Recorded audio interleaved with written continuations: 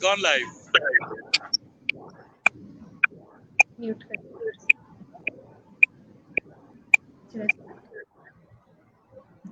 It's like a launch. Okay, we are live now. Okay. Should I start? Good evening, everyone. On behalf of Architectural Heritage Division INTACH, I'm Malvika, and I welcome you all to our lecture series on architectural styles of India. These public lectures are organized as part of our research on architectural styles and to enrich the research as well as to share knowledge with everyone. And our research advisor, Professor Rajat Ray, will talk a little bit more about this after the talk and as an end note. This is the 7th lecture in the series. We've had 6 before and we started last year. And we are happy to go online now with technical support with our young INTACH staff. And we welcome questions and comments that you can type in and we'll take them up. And the esteemed speaker, Professor Kulbhushan Jain, will address them after the talk. And I now request our Principal Director, Mr. Divya Gupta, to introduce Professor Kulbhushan Jain. Thanks. Good afternoon and welcome all of you. These are circumstances, a new normal, where we are doing these lectures online. We've had 6 lectures already in which we were able to see everyone face to face. But we wanted the series to continue, and we are very grateful to Professor Kulbhushan Jain ji to agreeing for this lecture online. Though sir does not need any introduction, I think he is very well known all over the world, not only in India. But I'll still take liberty to say a few words about him. When I had joined INTACH myself, he was among the first conservation professional. I met him at Jaisalmer and was inspired to pursue this as my career.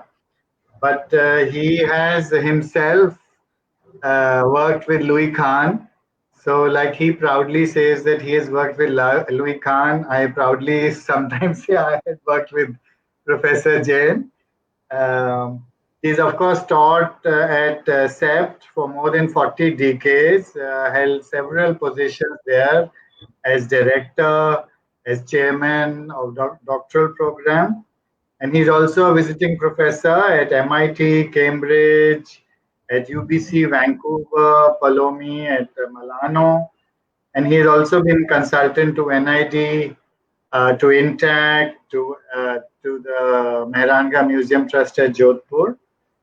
And of course, he has produced several books, the most recent being the Celebrating Heritage at Nagaur, which I just happened to get a few days back. And I will suggest that you should look at this work, which he has been very meticulously documenting and conserving with his wife and now his daughter, Meenakshi ji and Nigal.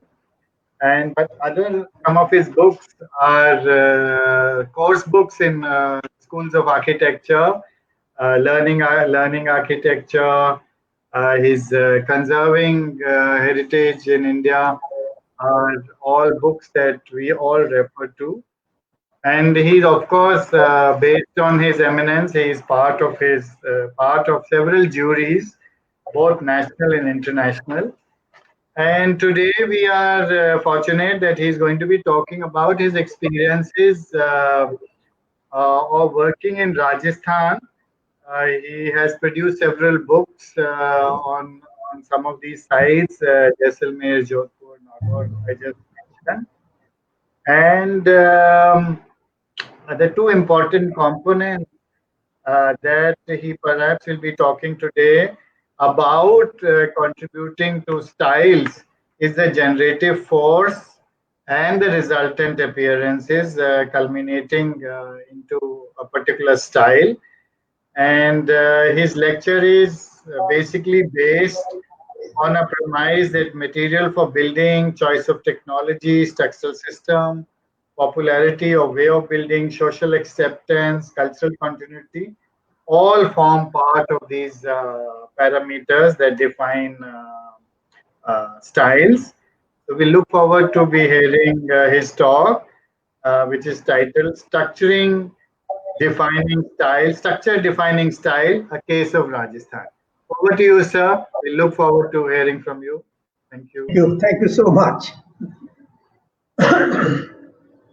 Well, it's a difficult discussion because style, particularly during the last century, was not really a very acceptable term. So discussions were taboo on styles. But I'm glad that this is something you can't push under the carpet. So I'm glad that INTACH has taken it up and want to move forward both by conducting research in its own premises, in its own domain, as well as sharing it through series of lectures. And I hope at some point it will all come together in some kind of a document, book, or whatever format they choose. So this is what I expect. Now, styles can, as Divya just mentioned, there can be several factors which lead to several parameters that lead or criteria that lead to styles. And besides material and cultural factors and building, I've chosen to limit this discussion to structure, how structure defines style. And I use some very simple construction methods which have been going on for centuries in Rajasthan to put forward my arguments.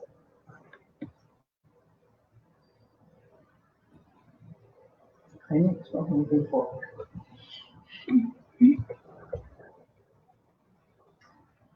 Now, this presentation has slides, pictures. Besides my own pictures, Meenakshi, Meghal, and Cyrus have contributed to the photographs. And the major paintings, couple of them that I have used, are from Naranga Museum Trust. This is a miniature painting of one of the palaces in Nagaur. Now, this is why I have chosen this, is because this is closest representation of an actual building. It's not very clear whether this was done before, but in all probability it was done after the building was done. Now, the definitions. Oxford Dictionary says a kind or sort, especially in regard to appearance and form, as style, or a manner of writing or speaking or performing. Third, the manner of a person or school or period, especially in relation to painting, architecture, furniture, dress, etc. For our purpose, the third definition is more relevant, where we can look at distinctive with reference to a period in architecture. Look at the distinctive with reference to a period in architecture. Reference point in setting out the period in Rajasthan. Now, distinctiveness is one specific aspect in total understanding. The other part is in the narrative, is about the determining parameters that guide the emergence of a style, which I just explained: material, technology, popular way of building, social mechanism, cultural continuity, etc. Now, we are just focusing on structure. This is a study we did. All these are temples from Greece to understand the Greek temple. In most cases, for every recognized phase, structure has played an important role. Even in the case of Greek temples, monumental scale was achieved by exaggerating structure. Smallest temple was built in the same manner as the largest. A trapeze system used small columns and beams in the same way as a large temple used bigger columns and beams to achieve the same basic form. Now, this plan of Greek temples, there are two important things from our study, from our point of view of study, was like number one, figure one is the smallest temple in Greece. Talk closer to the microphone. Closest, yes. Sorry, yeah. I have to get a little closer to the mic. And the largest also, but the basic font continues to be the same. The style continues to be the same. Now, this is a way to this process. Important aspect is evolution by studying history of architecture, which uses style in the context of a time period. Extent of continuity of a manner of building, both in spatial as well as temporal sense, defines style. Europe offers more explicit and more defined expressions which formed style periods. In Indian context, it's more complex and widely dispersed. Now, this is Parthenon in Athens, and three well-known way of using columns, order as they call Doric, Ionic, and Corinthian.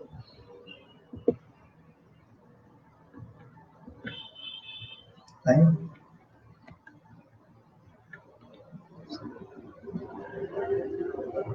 These are other pictures of Parthenon. This is the agora. It is the same way of construction. Even in the temples, the roofs were mostly in wood. The Parthenon uses Doric order. Now we are looking at that of the two systems, the tabiate system and the arcuate system. We are looking at tabiate system because that's what mostly is used in Rajasthan. We'll have few examples of the arcuate system. So by and large, across the world, two systems for spanning openings and covering spaces were adopted, the tabiate and the arcuate.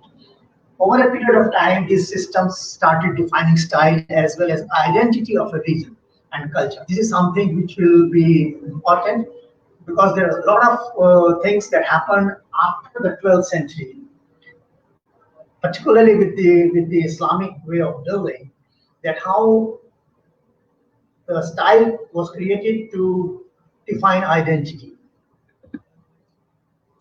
The arcuate system on left is the famous Dalach step well, which the top structure. This is the lowest part of the step well on the left, but which has used arches. But the upper portions are all tabiate in stone. On the right hand side is Santa Maria and Cosmedine in Rome. It's echoing. You need to speak clearer. Okay, is it better now? Just speak. Yeah.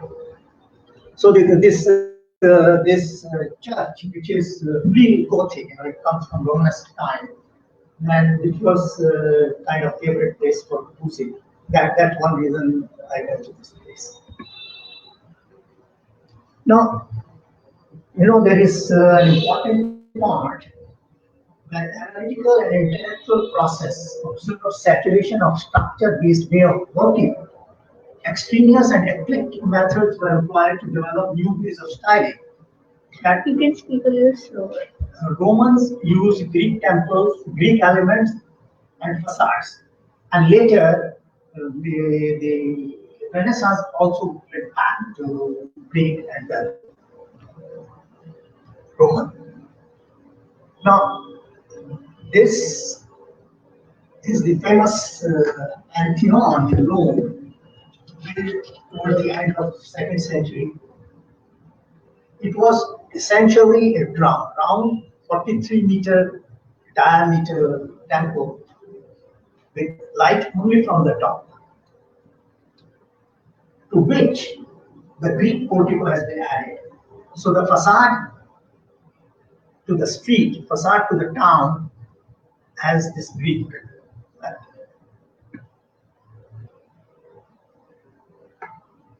In case of the Gothic architecture, this is, in my mind, is the culmination of one way of building which is essentially structure based. So all the elements, all the aspects were developed by the structure.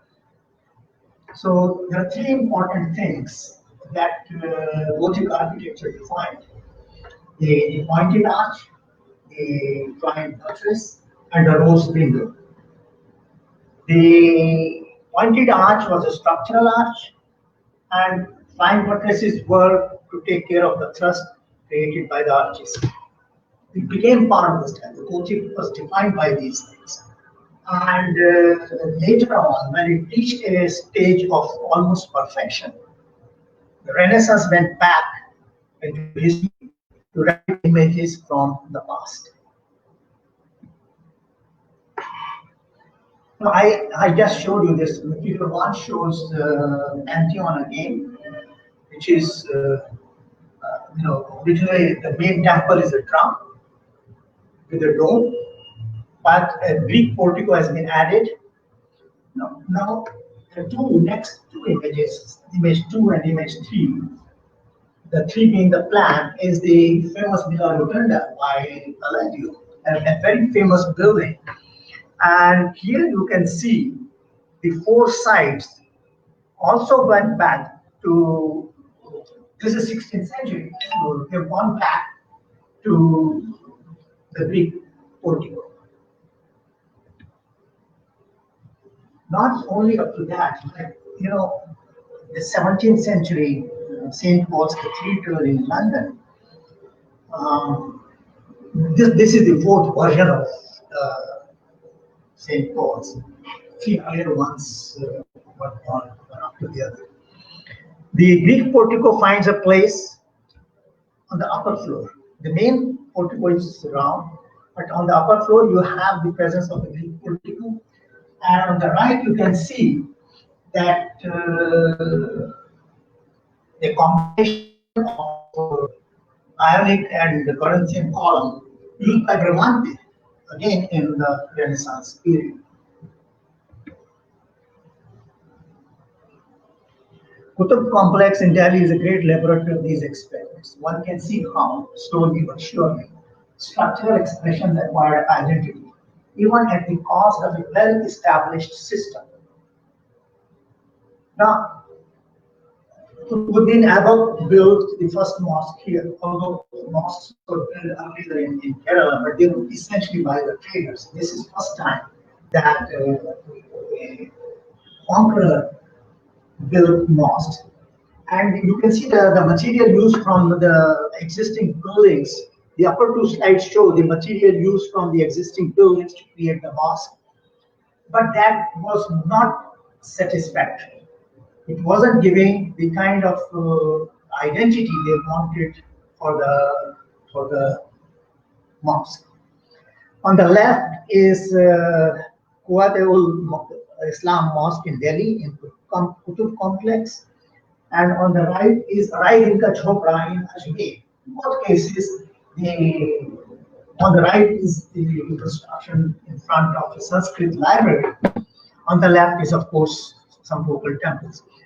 But in both cases, they wanted to present an Islamic image, and so constructed these 2 screens. On that you see the screen in front of Qutb Mosque. On the right is Inca Chopra in Ajmer. In both cases, they made arches not using mosaics.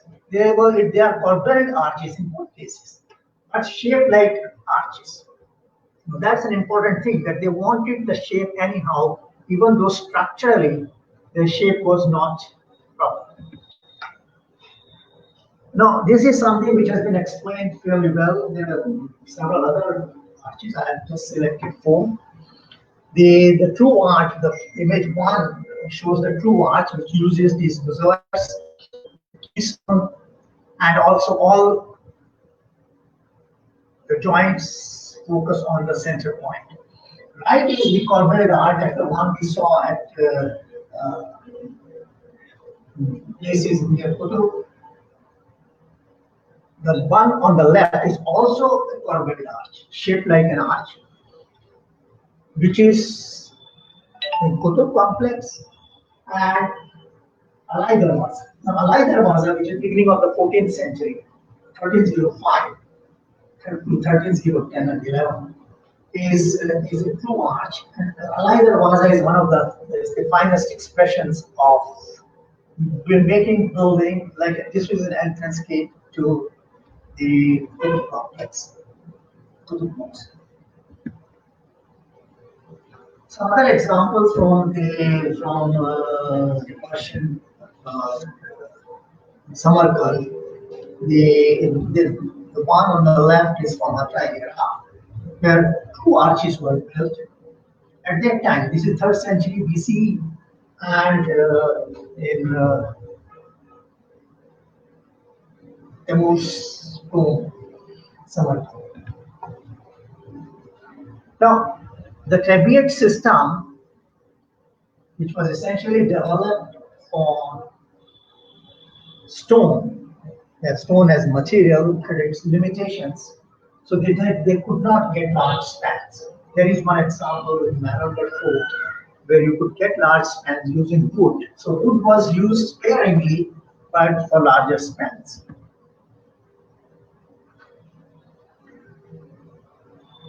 The northwestern state of India, known as Rajasthan, occupies a large area. It is characterized by 3 distinct geographical features: a long and narrow ridge runs north to south, dividing the state in 2 parts.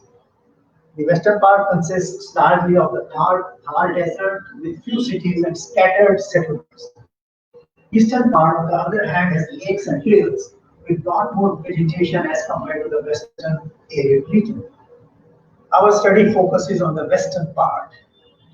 This, you can see the Rajasthan area, but the picture on the right is photograph, an aerial photograph of Jaisalmer. This is about 25-year-old image. A lot more has come up around it, but it kind of is a settlement right in the middle of the desert. The general landscape of the desert is like these scattered settlements, single family houses with mud walls and thatch roofs, by and large mud walls enclosing round spaces. These small settlements, like I said, single family settlements, are called dhanis. This plan relates to this image. So they have mud walls and thatch roofs. They found it easier. It is, of course, they use very little wood when they are making a conical roof as compared to a flat roof. But here they use flat roof, and they used larger size of wood. This is some, and it's a village near Jaisalmer. But already the courtyard has an important thing, and spaces built around courtyards. But you can still see that they're using wood, so their rooms are long and narrow, so that the spans are small.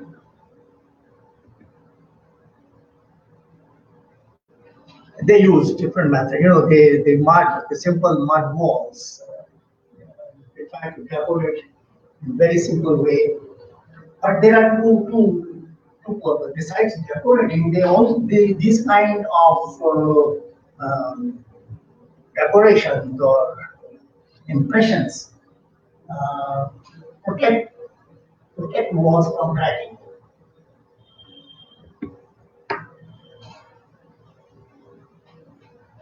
So the area west of the ridge, the Thar and the Marwar area, is rich in stone, and you can see a stone quarry. This is where the style, in a way, the style is getting determined. These stone quarries, sandstone, red sandstone, and off-white or gray sandstone is used extensively.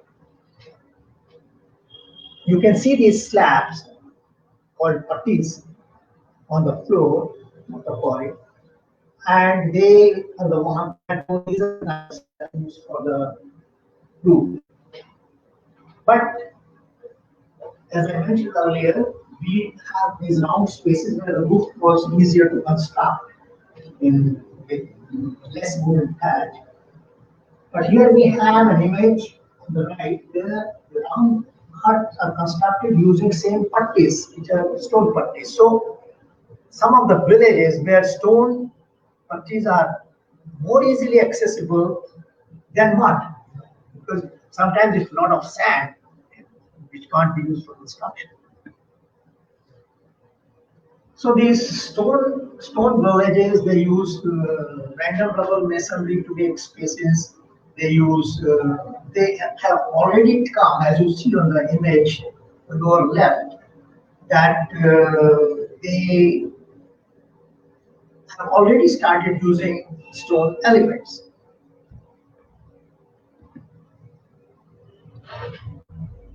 Some more examples of the techniques stone is used for the masonry, stone masonry.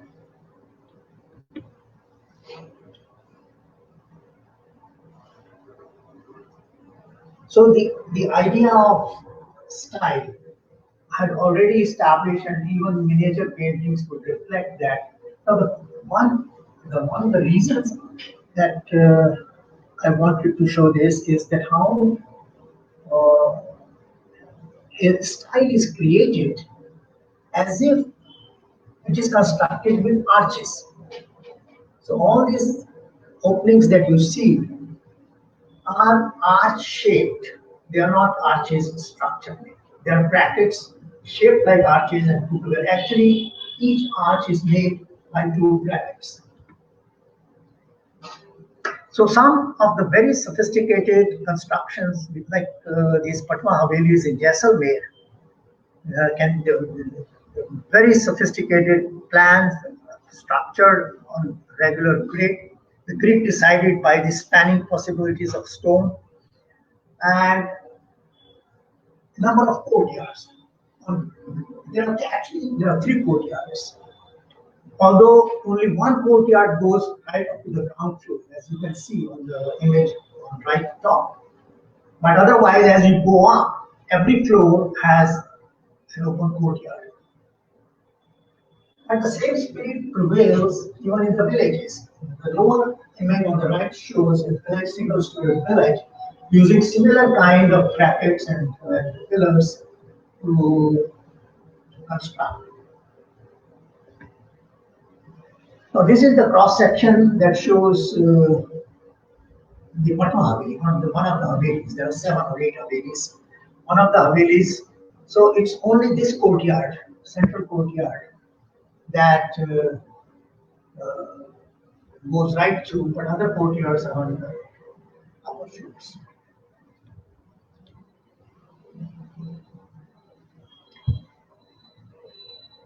So the 3 to 4 to 5 elements, the pillars and walls, stone walls, screens and charokas, brackets, and lintels.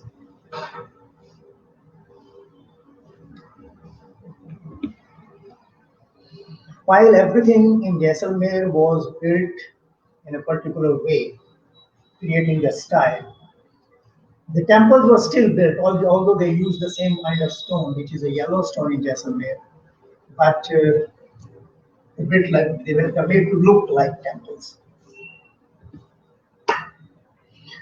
So here we see some of the methods, some of the techniques. This is stone carving, which continues till today. Good skilled craftsmen are available to help out in making new buildings. As a matter of fact, they export a lot of carved material and in restoration work and even making new buildings.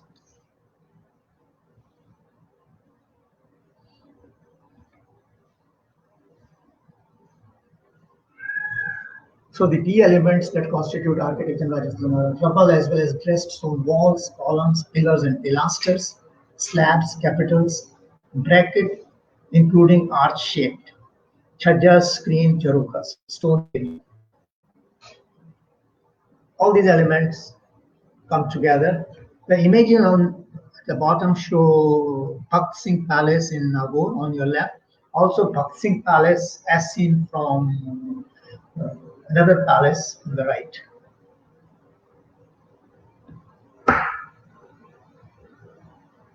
Now this, it's like a kit of parts.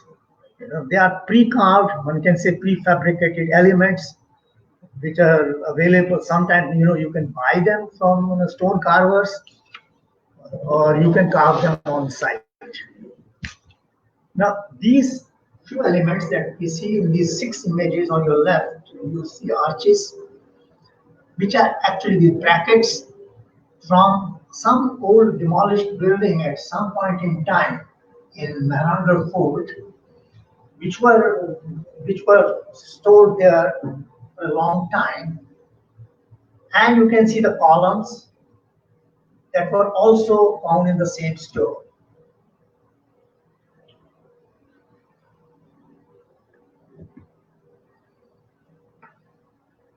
Now, at one point, it was decided that perhaps we can use these elements and see how it works.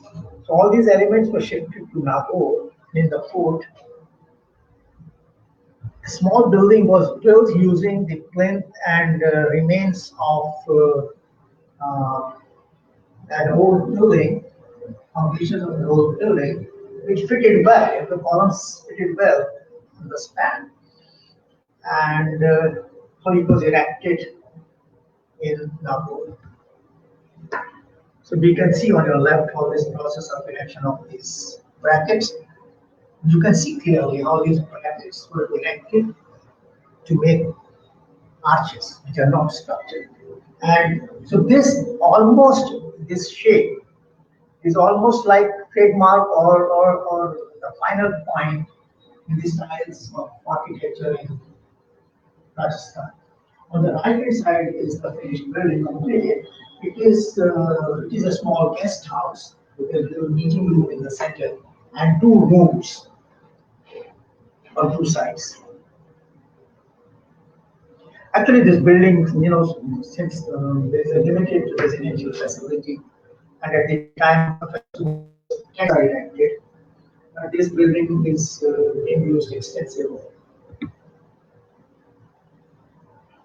This is a street, a typical street from Jaisalmer. You can see the facade. The important point, there are 2 important points here. One, that this entire street, which is common for most of the areas, that the street would be belonging to one community, one class group or one community. And so, but not necessarily economic status is addressed. So you will find that poorer people or not so wealthy people from the same community can have a house next to a very wealthy person who will have a larger house on the same street. But the wealthy would not come together on the same street if they are from different communities or different caste groups. So this is one aspect which, now how we relate it to the whole idea of style. If you see the facade of the street, it is very difficult to make out which is a big house, which is a small house. Only thing that indicates an individual house is the entrance door at the lower level. So it is maybe one of these houses will have more intricately carved, more elaborate stonework than the other. But all the basic elements like jharokas, chhajas, brackets would be same. On the right also it will remain on the same street. This is Naranga Fort. The elements that we have been talking about, which are responsible for creating the style, are same even in the palace complex. And you can see all the top coats, the same elements, the same brackets, same. The brackets are used also for supporting projections, like you can see on the jharokas and the balconies.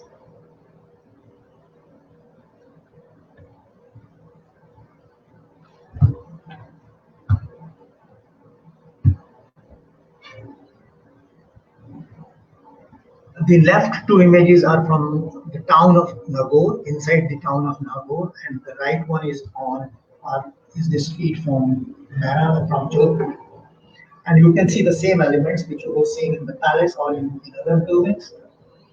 The brackets, the brackets here, which make the opening, and the columns, which are just. But within these limitations, within these restrictions or constraints, a lot of variations in detail and a lot of variations in size.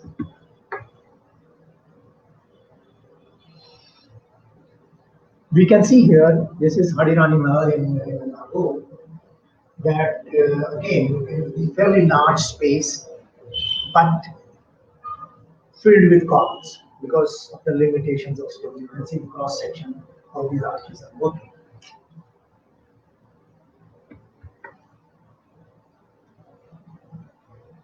This is one of the courtyards in Naranga Fort, and the central building, which is light color, is a later addition. You can see the older building on the right and another older building on the left. But again, the manner of construction that is more or less the same. There is one thing that is very prominent in Naranga, is also quite popular in quite extensively used in Jaipur, is this carved, this arched chhajja, which is essentially a choice, which is essentially picked up from the Bengal hut, the famous Bengal hut.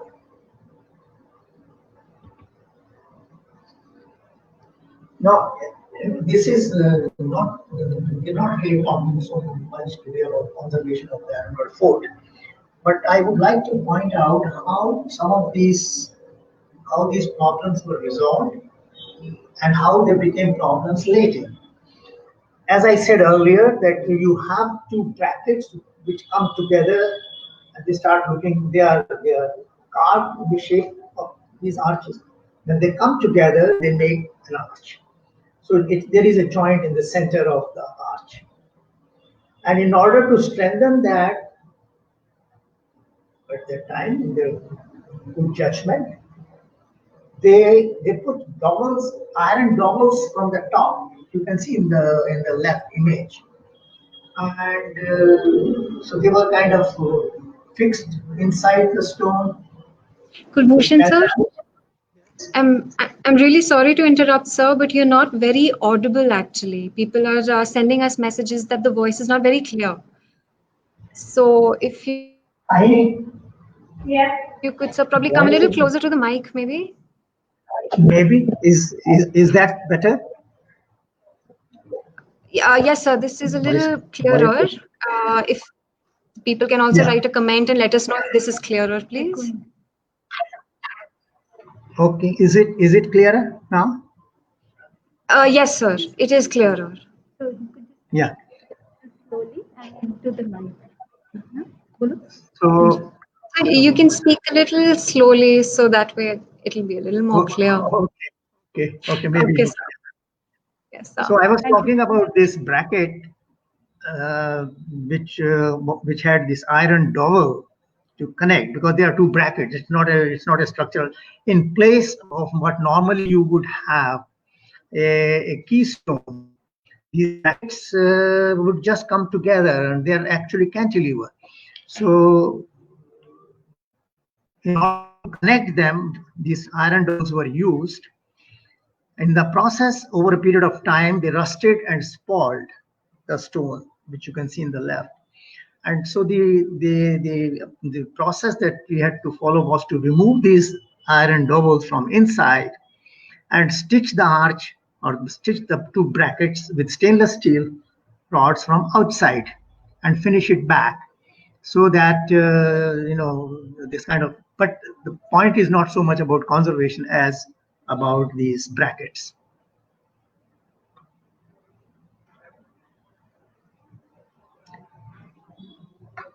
One point that I want to make is that a lot of these buildings in Rajasthan and in other parts of India also are put to adaptive reuse. Many of these buildings are converted into hotels because that's a more viable, economically viable proposition. The Naranga Museum was created in the fort, in the palace complex at Mehrangarh in Jodhpur. But the problem was that you don't have large spaces. All your spaces are divided, and so you have to accept that position of structure. So the basic premise of creating the museum, there were two things. One is that you have to display important objects of the museum, of the collection of Mehrangarh. At the same time, you are not going to compromise with the architecture of the palace. So this shows, like Golovkhana, for instance, one of the galleries, the Hoda Gallery. You can see these cross-shaped columns or pillars, within which these yellow platforms, small platforms, were created to display hodas, the elephant seats. In another place, another space was used for creating a restaurant. Here also the structure continues to remain dominant. No compromise has been made to the structural system and the architecture that comes as a result.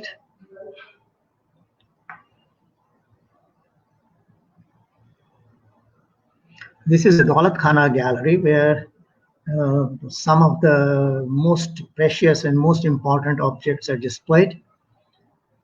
The central space here is larger because at some point steel beams were used to remove two columns.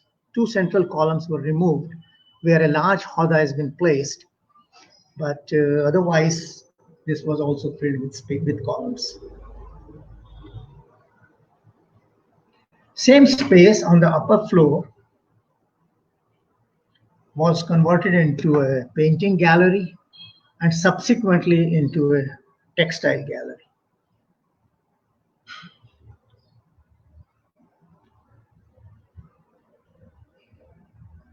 This is a small pavilion called Baradari. On your left top, you can see left top and the right top. You can see this gallery or pavilion, Baradari as it is called, but it's also full of columns and it's converted into a restaurant. But within the spaces, with the use of the spaces as they were available. On the left lower picture is part of the palace where no display has been made. It has not been put to any use because it has a lot of paintings, a lot of original things which are also important. And in the process of this conversion of adaptive reuse, we have in a narrow space also made a kitchen.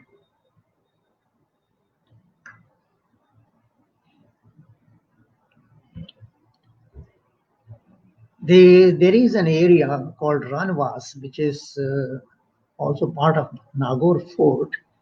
The number of havelis, small havelis, were independent buildings for the queens. So these have been now converted into tourist facilities, visitor facilities. And these are the only buildings where some intervention has been made, which is kind of including structural intervention.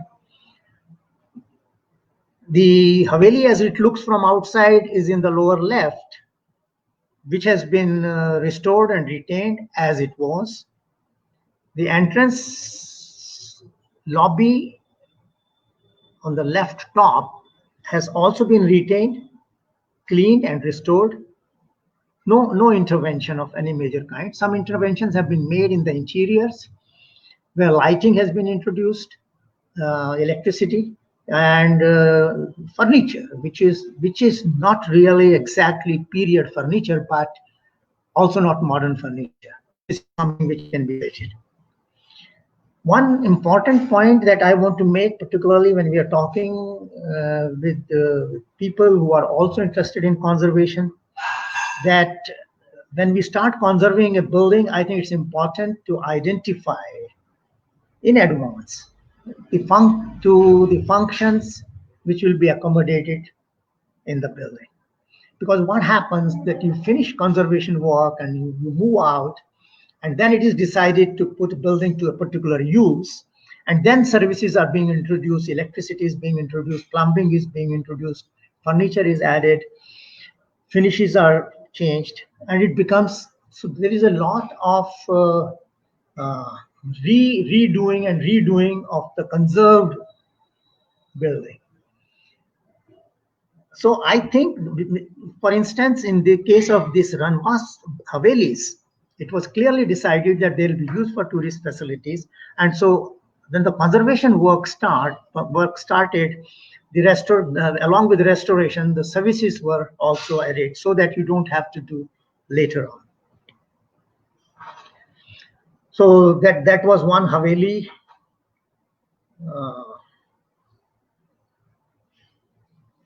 This is another Haveli, which, you can see the entrance to the Haveli and an entrance courtyard, which is, as you see in the lower left, and some of the interior. Now, these elements, which are so important to the outside, are also important to the inside. And it's a part of the process of restoration and reuse that you make these choices of retaining structural elements, showcase them as they are, and move and work around them. And that's why we have these original arches, these brackets, and the interiors are done around these elements.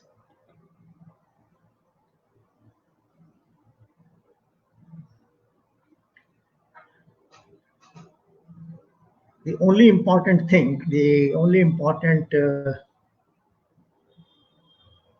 change is in the toilet facilities, which had to be done to meet contemporary modern requirements, even though some of the elements like marble carved wash basins and pans and washing and some other things from the tradition.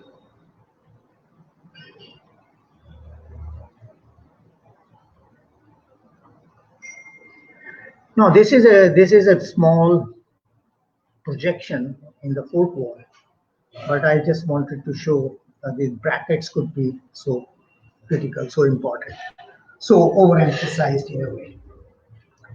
Thank you.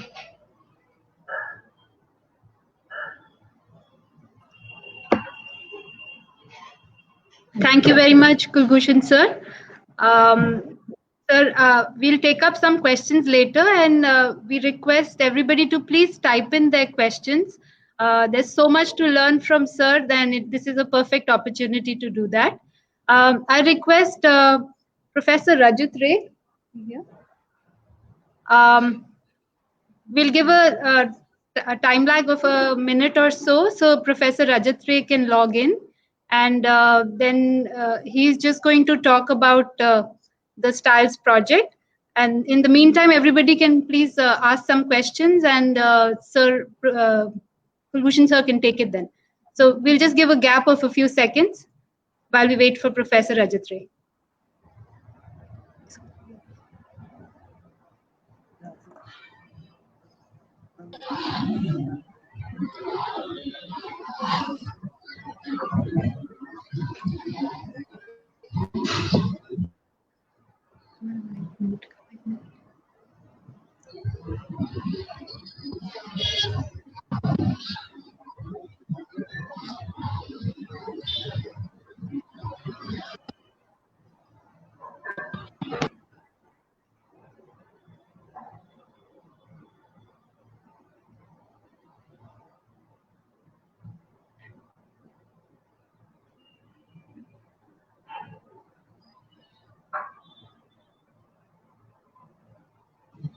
Hello.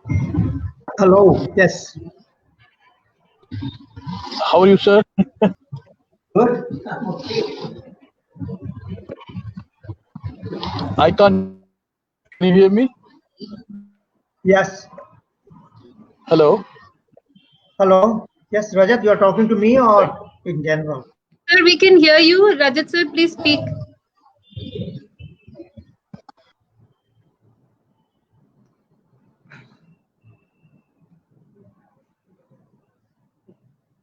This lecture is one of a series that we are doing of other such lectures covering other parts of the country at the moment. And this series itself is part of a larger project that we have taken up, INTACH has taken up. It is focusing on styles of Indian architecture, and there are various kinds of buildings built all across the country. So we have been trying to create a repository of information about these various kinds of buildings, starting from the way they appear to human eye. So this repository is aimed to become a source of information for laypersons, students of architecture, more concerned students, and even researchers of highest order. And as Sir was explaining, the topic today was roughly style and how structural systems evolve styles, the way buildings appear. So this is one of the aspects. So we are covering India in terms of three uh, aspects of architecture: the domestic architecture, the rural domestic architecture kind of architecture, which is generally known as vernacular. And we are also looking at architecture which is not exactly vernacular, are more developed in terms of their expressions. So we are talking about that architecture also, and more monumental architecture. So that is the whole idea, and we are distributing this information across the geoclimatic zones of the country. So we can, in this database, one can see how the same kind of building appears in different ways in different parts of the country, how the same construction system is used in different parts of the country, how different materials are used to build the same kind of building. And there are other lectures of this series available on this link itself.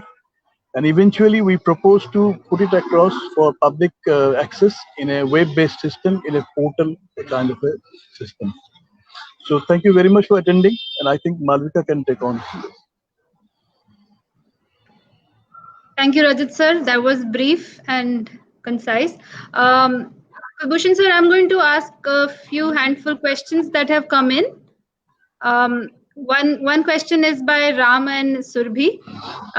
It's on your screens right now also, but I'll read it out. The examples where cobbling is used in Qutub complex, even though to create arches, can it be regarded as critical regionalism in process?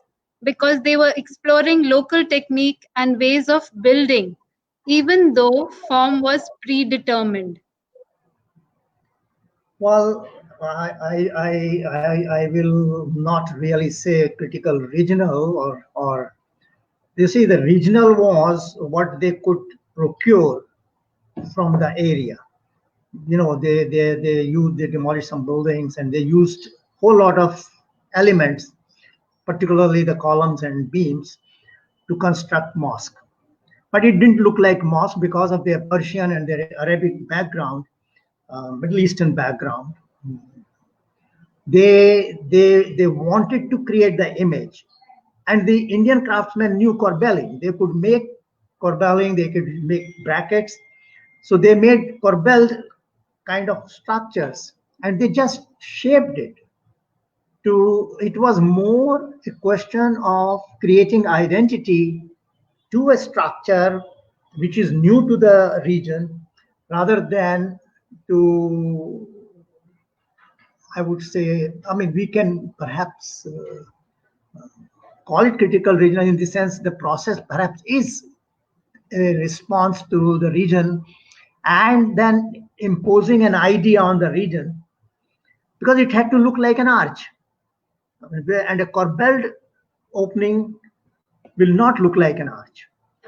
So this is actually a Qutb complex with the madrasa and Iltutmash's tomb and other buildings is very interesting to study how at some point then eventually they could construct true arch. Alai Darwaza is the best example, which is within the screens at Qutb complex and Ajmer, Adai Din Ka Chopra. Within 10 years of that, they constructed Alai Darwaza, and which is true arch. Yeah, I don't know if it answers your question. We can ask again, sir, if it's not answered fully. Thank you for that. Yeah. So there is another question. Do we see many of these building styles even today?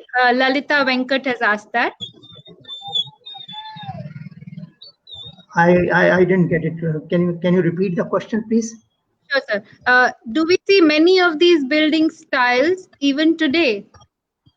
Yes, we do. We do. If you go to Rajasthan, if you travel in these areas, Jaisalmer and Jodhpur, and like a lot of new buildings still use these methods. One reason is that stone is still the important construction material, although concrete and steel has come in.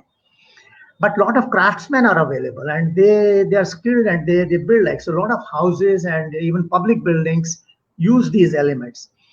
But scales are changing, in the sense that they will use beams called concrete beams and other structure in the larger spaces, but periphery and the enclosure might still be in the same way. Yeah. Okay. Thank you, sir. Another question is by Surbhi Shingare. A lot of people are thanking you for this presentation, so I just take that collectively. The question is, do you think honesty of structure in Rajasthani buildings was intended in a modernist sense or incidental?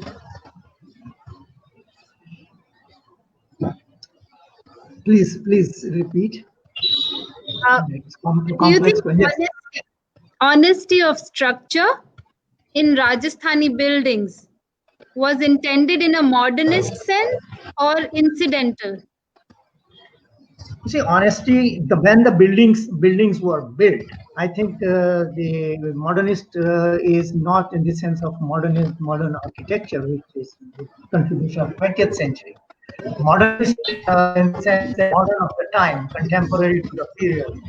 Yes, they were structurally very honest because their major problem was spanning an opening and covering a space, and to do that with stone, they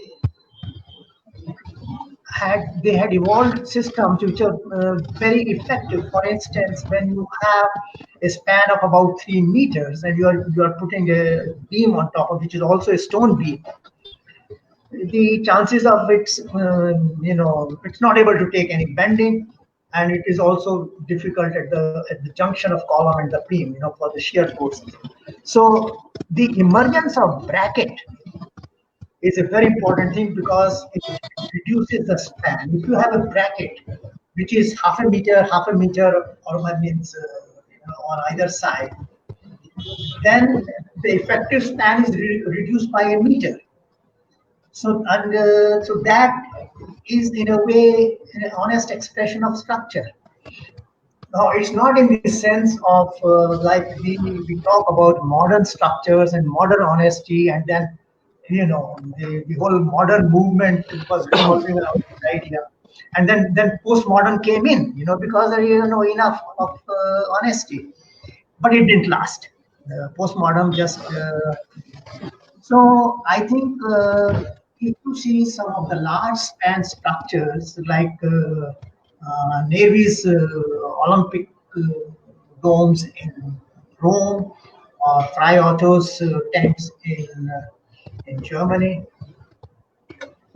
even Ganges in Tokyo, you will they are very large structures, but there is tremendous honesty of structure. In that sense, it's different.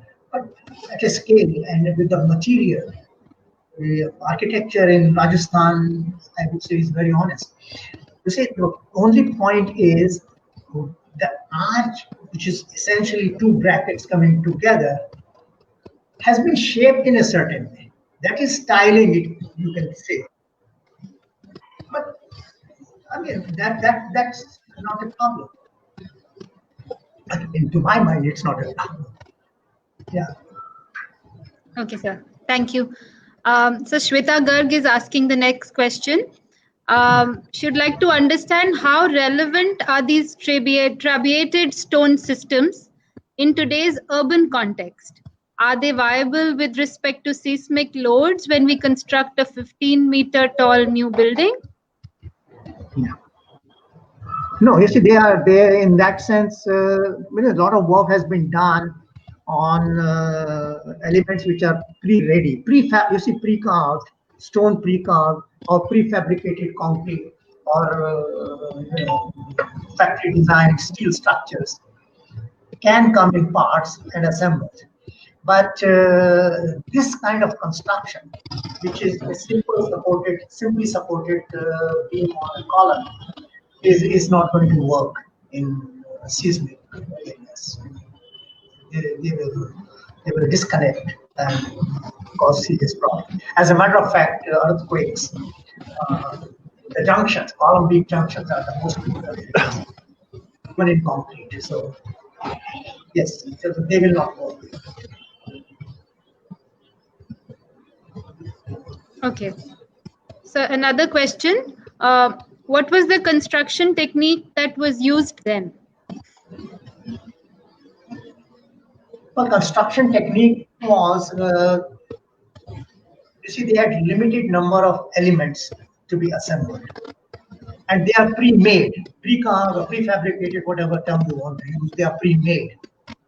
And they are ready to assemble. So they know exactly, it's all in the mind. They were not working on any drawn plans. It's all in the mind. So that it's a 3-meter span. So there are columns placed 3 meters center to center, and then there will be stone beams. So it was all predetermined and assembled. So the technique was, now in assembly, when you have erected a column, two columns, or 2 pillars by and large, 2 pillars, and put a lintel on top of it, how does it stay in position? When you are constructing, if the work is going on, you put it on top, and they use lime mortar at that time. So lime mortar, even the best quality lime mortar will not set in less than 5-6 days. So either the work will be very slow, or they just can't move forward. So they used, and even today we have used lot of times in restoration work, they use gypsum. There is a raw form of gypsum, which is very quick setting. You just put the pillar and you put lime mortar on top of where the beam is coming, the bracket is coming, and you put it, and then on sides where the joint is, you put small pieces of flat stone with the gypsum, and it is stuck from outside. It holds it from outside. It sets in half an hour. So you move on, go on, and after a few days, when the lime has set, you can come back and remove these pieces of stone which were stuck. You put some water, and it will start coming out. The gypsum will start coming out, and you can remove this. So they were like external clamps holding the junction, and that is all over. Throughout, everything is done in the same way. Otherwise, for instance, this big bracket you are seeing, won't stay in position if you use lime mortar and put it there. It will take 10 days to set to be formed. So at this corner, they'll put some stone pieces with gypsum, and it will set in half an hour. And strong, very strong. Okay, Malvika. sir. Sir, a couple of questions have come in. Sir, Rajat sir. I just, I don't know how many people are still listening. So with permission from sir, I want to address this question of somebody asked whether it is modern or not. In that sense, it's quite interesting because if you look at these structures, when the load bearing capacity of the brackets is so clearly expressed in its formation, and it shows how it is bearing load and almost shaped by that load, that tends to go towards the idea of modern architecture in a sense.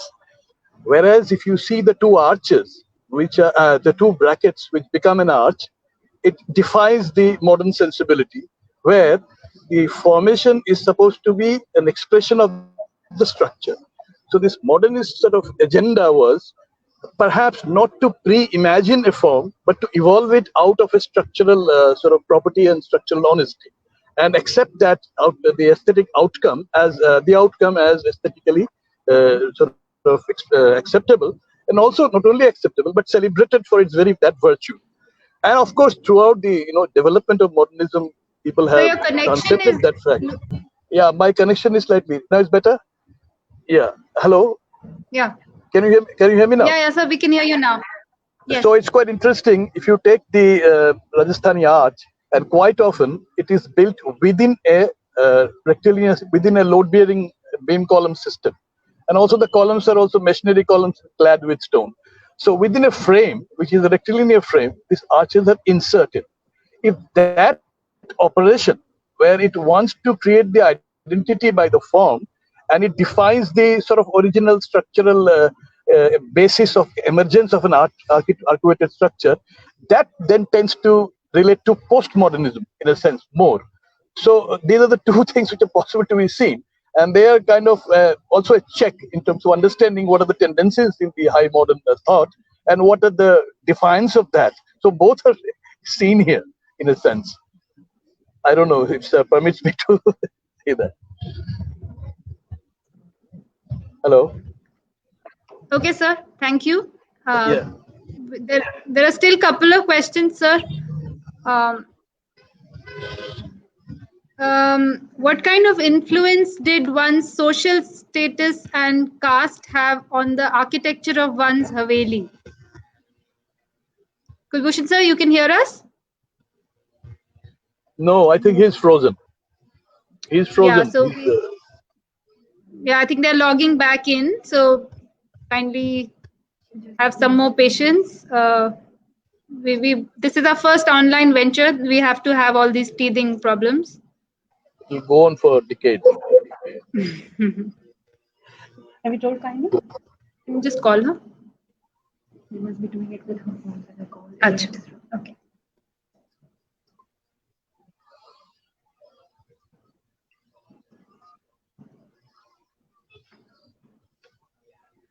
So they're just logging back in. Yes. How many participants are left? 60 at the moment. That's a lot. Well, thank you to everyone. They're back. So, sir. Yeah, something. yeah, that happens, sir. That's okay. Should I ask my next question, sir? Yeah, please. So, what kind of influence did one's social status and caste have on the architecture of one's Haveli? Now, I tried to answer this earlier, when I was showing you the street. The important thing in these settlements, in these towns, was the community being together, and not necessarily the economic status being together. So two wealthy people from different communities, different caste groups, will not come together to live next to one another, but wealthy and not so wealthy will come together. They can have houses next to one another. Now, how does it express outside? There is, in some cases, like these Patmukhi Havelis and Natmali, some of these Havelis are very large and they clearly express the wealth of the people. But by and large, there will be kind of a continuous facade because these are like row houses, shared walls. And so even a house with one jharoka is part of a house. The next house has three jharokas. So it's one house with three jharokas and one house with one jharoka. So it doesn't distinguish. But in few larger havelis, it can. Otherwise, the community is the deciding factor, which is changing, which is changing everywhere. Okay, sir. The next question, sir, is by Zishan Ali. What do you think about the element which you mentioned is incorporated in a very different way in today's building?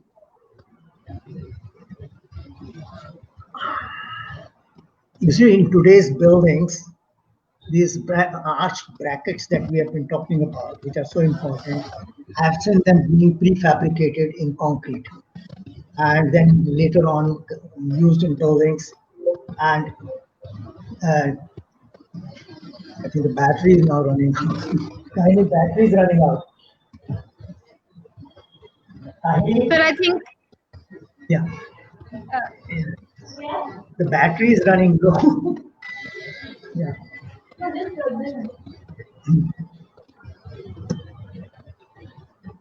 So the important thing was community and the expressions related to the community.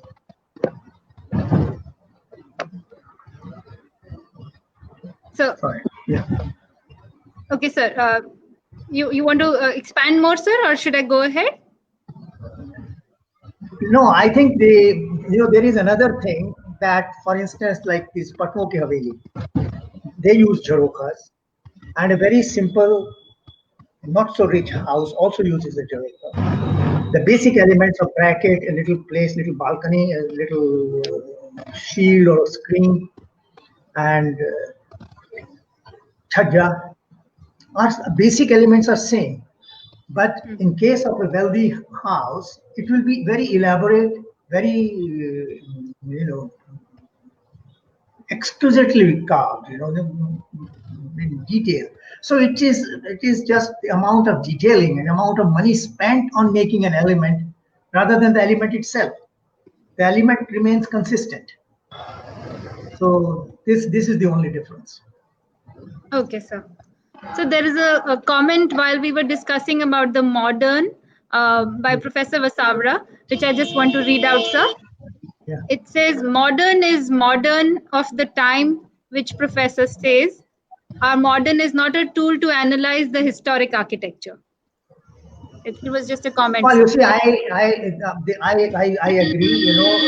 When we say modernist in the sense that there is this modern period, but when something was built, when it evolved, and when it reached a level of perfection, it was modern of the time, of that time.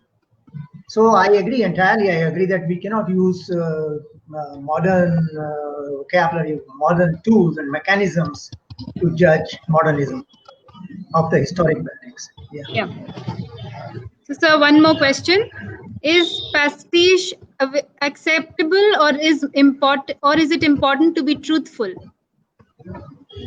I think it's acceptable. In this sense, to me it's acceptable because that's how life is. In this sense, I mean, the whole postmodern became such an important thing because, okay, less is more, and Mies van der Rohe and everything, and Venturi, less is more. It is actually, this is something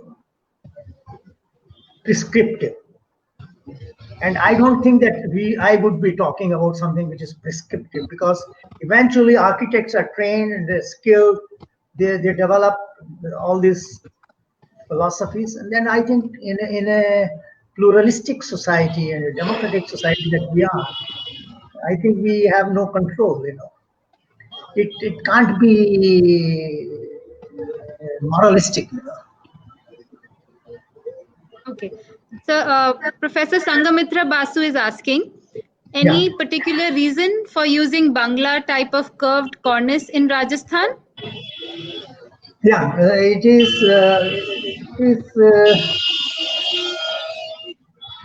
The plain chhajja. It is essentially used only for chhajjas. It's not used for roof. In a Bangla hut, it is a complete roof, and I think it traveled. It traveled. It definitely came from Bengal, but I will not be able to answer it in its exact connection. But it came from Bengal. Okay. It's actually very difficult to make this curved chhajja in stone. It's very difficult, but they do.